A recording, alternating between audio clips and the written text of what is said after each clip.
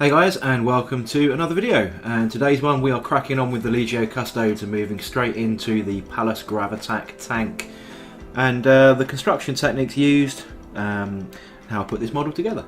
It kind of doubles up as a sort of a Forgeworld preparation video as well, so for those that have never done Forgeworld models before, this is going to show you exactly the process I go through to prepare the kit ready for painting and how I put it together. So a few basic tools then. So a razor saw. This is actually a Games Workshop one from quite a while ago now that's still got a reasonable edge, but any decent jeweler's saw will do the job for this size of model. And I've got my side clippers and a scalpel for cleaning up the last elements of it. So looking through the kit, you see an awful lot of these injection gates, these giant big triangles of doom where the model is injected into the mould. Or the resin is injected into the mould rather, and it's just a case now of removing those kind of gently. You notice my camera is actually attached to my table here, so you do get a bit of judder as I go through this, but I'll skip through and not put you through the torture of watching a juddery video.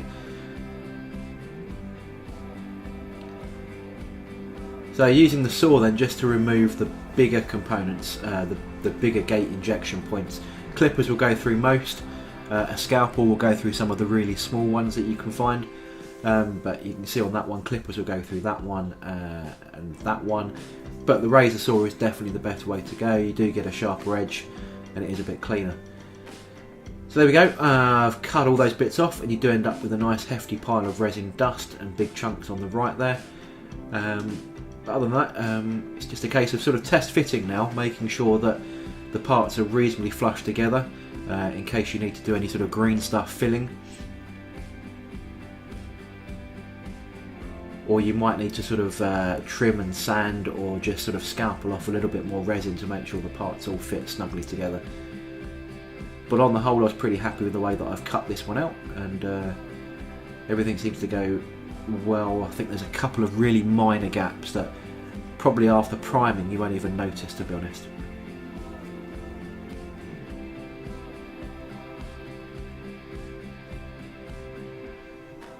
Just fitting the two front cannons there, just to make sure they're all okay.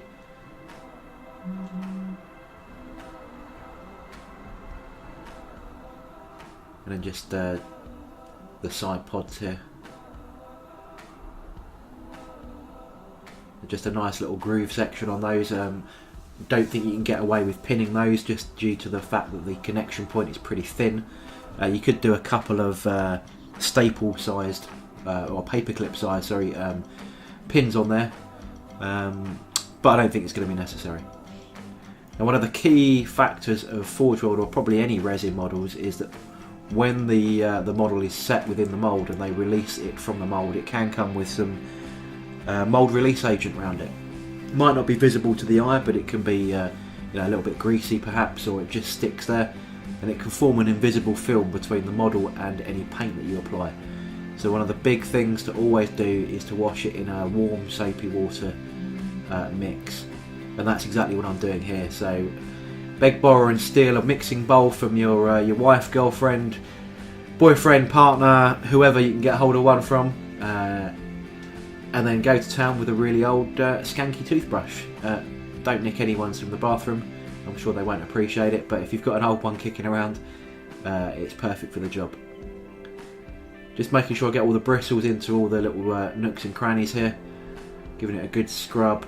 It's lukewarm temperature, it's nothing dramatic.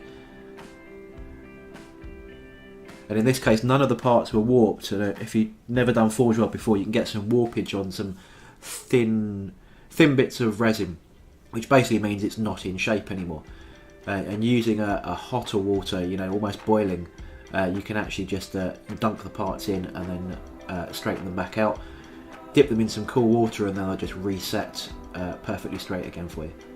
But in this case the parts are pretty big. I didn't have any of those issues, so it's just a case of giving them a good clean. So once you've given all the parts a good scrub, it's just a case of leaving them on some good old fashioned kitchen towel and letting them fully dry out. The longer you can leave it the better. You could use a hairdryer maybe to accelerate the process, as long as it's not too hot. But yeah, just leave them out and let them dry out. Now before I've moved on from this stage, what I've done here is I've started keying some of the big surfaces that glue together. So what I'm doing is just giving them a light scoring with my scalpel. As you're not using plastic glue here, and plastic glue is designed to melt surfaces between the two plastic components to fuse them together, super glue just forms a bond between the two. With a completely flat surface, it's not the best surface to go flat to flat. So what I've done is just scored into the resin lightly here, and that gives the super glue something to work with. So all I'm doing is just the key flat surfaces here, so between the two parts of the fuselage, some of the engine parts here, just to give the glue something to work with when it goes off.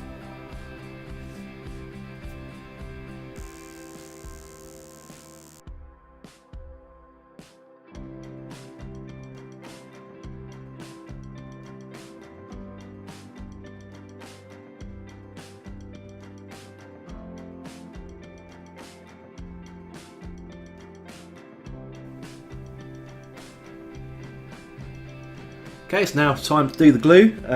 So you can see here I've got some of these hand clamps. Really useful if you don't want to sit there holding parts and components drying together while the glue goes off. So these are some fairly cheap and cheerful ones from a DIY store in the UK called Homebase. I'm sure you can find them all over the world in various different guises. I think I got sort of 3 for £1 maybe. The bigger ones are a bit more expensive. But the smaller ones are perfect here.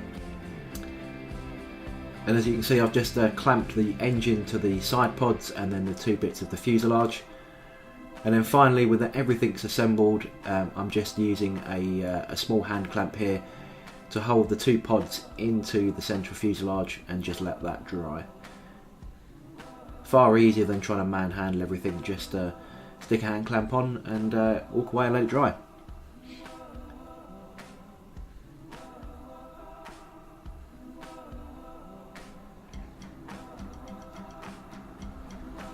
So there we go, everything's now dried and the model is assembled.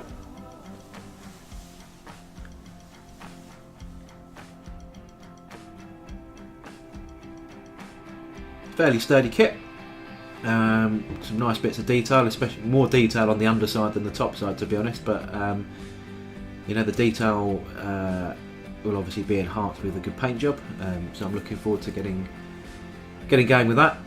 I seem to be doing a lot of gold models for some bizarre reason these days, not with just the Thousand Suns but with the Custodes as well. So I'm going through a fair rate of gold paint. But there we go, one Pallas Grav tank complete.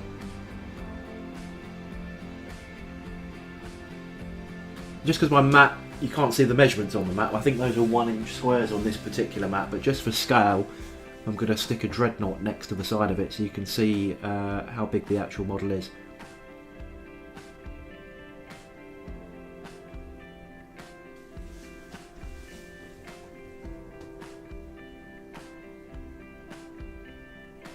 There we go, there's a Death Company dreadnought from my Blood Angels army, and you can see the size there compared to the Pallss itself. So it's sort of 2 dreadnought bases long, maybe 1.5 wide.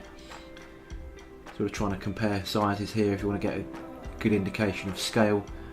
It's probably just slightly bigger than a Rhino, I'd like to say, but yeah, it's a fairly hefty piece of resin. And look forward to seeing how it does in a game or two.